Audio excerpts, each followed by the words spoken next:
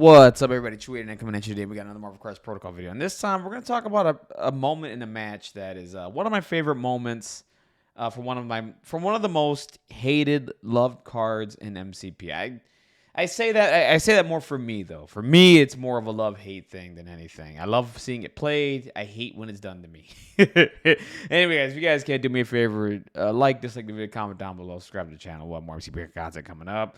I think my next video, we're still working on the fight night for week 4.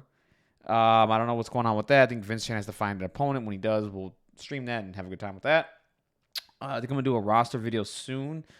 Maybe on the Brotherhood. I'm thinking about maybe talking about the Brotherhood roster that I've been working up. Well, what I would like to play going forward. But we'll see. Just have to find the time, and I'm waiting for the TTS mod to catch up to it. I don't think it has Pyro yet, so I'm just waiting for it to get Pyro. I hate proxying things. It just drives me up the wall. But, yeah, anyways, guys, but definitely, that'll be coming up soon, so don't worry about it. We'll have more content coming up. So, you guys keep on doing what you're doing, man. So, keep subscribing to the channel. Thank you so much again. Like I said, I can't thank you guys enough. I'm up to 300 subscribers this year. I'm on the road to 1,000. And I really thank you guys for sticking around with me through this journey that I've been on with this content. So, thank you. Without further ado, let's talk about this. So, yesterday, Rich Mid, who's one of my favorite people out there that I watch, really nice guy. He's playing the TTS League, and he's playing Malekith. And he's got a really nice list with Malekith, with Cabal, and he's playing it with Red Skull and all that stuff. And we all know Malekith's been the boogeyman in this meta, right? And yesterday, I was watching this game against the Web Warriors, and the Web Warriors have been kind of, they're there, right? I mean, but they're not as relevant as they used to be. You know what I mean? They need some. I think they need some more releases. Hopefully, maybe next year they'll get some more stuff and help the team out a little bit. We'll see. I don't know. Personally, I think they need to get Advanced R&D as a tactics card, like for their affiliation, because they work so well with Advanced R&D because it turns on so many plays. But yeah, I mean, and the other thing is too, the rotation. Advanced R&D went to limited. It was no longer. It just went to restricted, and that kind of hurt a bit. So that took up one of their tactic slots, and then Medpack went away. I mean, a lot happened to them. But in this game, I got to see the old Web Warriors do their thing, right? And what I mean by that is there's a card out there that the Web Warriors have that is hype when it gets pulled off. But if you're the opponent, you absolutely hate it, and you want to kick yourself in the butt, right? You just want to hit yourself really hard. You're like, Jesus. If you guys ever watch Yu-Gi-Oh, it's like when the duelist reveals a trap card and they're all super confident about it. You know what I mean? They're like, oh my God, here's that trap card, and then the opponent has that look on their face of like, oh, what the hell just happened? That's what Spider Tracker is to me, right? Like, it just imagine Kaiba activating a trap card. And I call it the DeLuca special because Mike DeLuca's really good at this when it comes to Spider Tracker plays and all that stuff. And it's just, it really is. Let's just read this card for a second, right? Web Warriors reactive. After an enemy character ends a move action within 4 of an allied Web Warriors character, the allied character may spend 2 power to play this card. This character may advance small. Now, what's crazy about this is that it's not a way. It's omnidirectional. You can go in any direction and move out of 2 small. Why that's good is the small range tool is a little bit bigger than the range 2.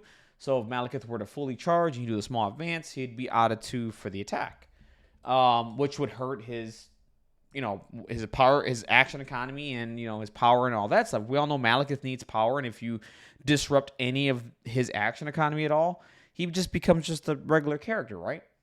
So with this card, let's just talk about this play here for a second, right? So what ends up happening here is, and by the way, Insidiously Mad won the match, by the way. Shout outs to him. He's doing really, really well with Web Warriors. He won the match. But I feel like this was the turning point here. It just basically threw Rich for a loop the rest of the game, right? Because what ended up happening here was, and this is very interesting, okay? So I don't see a lot of Vision played in a lot of affiliations lately. He's one of those characters that slept on. He just auto-generates 2 as an action. He has a built-in throw. His defense dice get really crazy, right? You can switch between physical and energy, and if you go to energy, you avoid collision damage, as you see here. He's in his phase mode, which he avoids collision damage. So he's not a target to attack at all for Malekith at all. I mean, I don't think it makes a whole lot of sense. So what he does here with Vision, and it's really cool, he moves up to the point there, holds on to it, does his thing where he gains 2 power, auto-generates 2.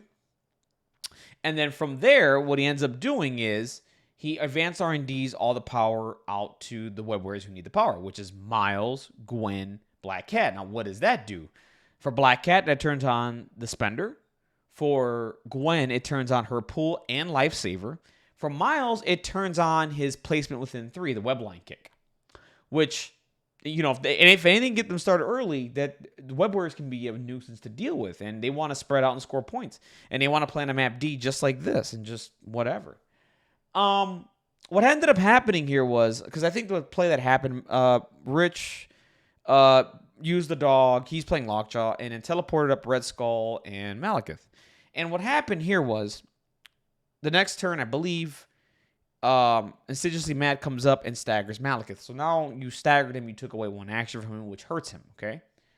The next thing that happened was, obviously Red Skull went, did some damage to Black Cat, etc.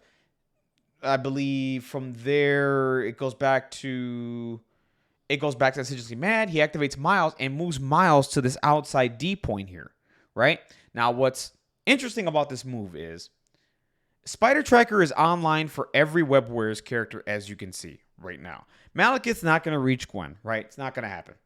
But he can go to Black Cat, which is important. But Black Cat can play Spider Tracker, okay? He can play it on Miles, and he can charge Miles while Miles can Spider Tracker. What's interesting about this move is he gave Rich time to think about, okay, what's my next move here? Miles is right here, right in front of me, and I can go and charge Miles and get rid of the leader next turn. I'm pretty sure that's what he was thinking. And if Miles didn't have the power, this is the right move, right? Because if you can get rid of Miles in the leadership really early, and Malekith can do it with no problem. He has a mystic attack, and Miles just can't reroll the spider senses or any of that nonsense. What ends up happening here is, and that's exactly what happens. So Rich sees that, and he's like, I'm just going to go after him. And this is what happens to me when I play against Web Warriors when it comes to this card. When I play against them, and I know they have Spider Tracker, I try my best to pop it in situations where it's not terrible for me. I can do something else, right? Like, for example, when I played against Mike at LVO, I popped Spider Tracker knowing that I was still within 4 for a pull. I think that's how that went. I don't remember how it goes, but it was something like that, where I did that, pulled in the character, and then I negated the Spider Tracker, kind of, right? Because from there, they're going to get away. You don't want them to get away. So what ends up happening here is that Rich then follows up, because the thing with me is I fall for this all the time, too. I stop paying attention to their tactics cards because I see something that's, hey, this is advantageous. This is for me. I can get there, right? I can do this. I completely forget about that card. And it's the card that catches everyone's pants down. It really does. Like, there's not one person where I don't see that doesn't get caught by this card and they're like, oh my God. Like, the look on their face is just like, damn it, that hurt. Because the consequences of this, like, if Malekith goes and charges Miles and Miles Spider Trackers, it's really bad for Malekith, right? He's staggered. He lost an action. He loses power for the charge. He also can't do another attack, right? So it's really bad. And he lost all that power for nothing. So then what ends up happening here is Rich does go in and charge Miles. And I swear to you, when I saw this play happen, you guys had to be here. I wish I was live. I wish I was commentating this. I jumped out of my chair and just freaked out. I was like, it is such a hype play. But if you're the opponent, you are hating yourself. You're like, oh, really? I fell for Spider Tracker again? It's just one of those cards I want to see more of, man. It feels like a trap card being played. You know what I'm saying? Like, it's a really hype card. I love seeing it every time it pops up. You're going to see it here in a second when he does it. So he's going to go and charge. Obviously, the stagger gets burned. Charges into Miles. And I would have done the same thing. I'm just being honest with you. If I see Miles, I'm like, and I have a chance to get rid of him, I'm doing it, right? So Malekith goes in, charges Miles, and then just advance. You're going to see the advanced small. Doesn't have to take it fully. Right there. He's not even within the full 2 there. So this is an easy decision to make here. The minute he moves small, he's out of range 2 and cannot do an attack. And that's it. Malekith's turn is over, and then from there, instead of Mad played it brilliantly. He went and won. He put his people on the research base and kept winning the research base and winning the outside secures, and then ended up winning the game. But this was like a huge play. These are one of those plays like, always double and triple check. Always look at your opponent's tactics cards and just pay attention. This card will always catch everybody with their pants down. It happens to everybody. It happens to me. It doesn't matter.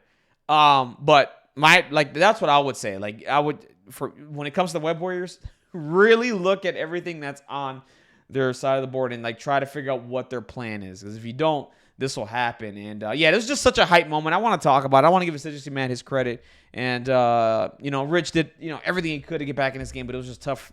It was a tall hill to climb from here, right? And then he didn't have the bodies, But this was such a hype moment to see, and I love seeing Web Warriors get a little bit more success.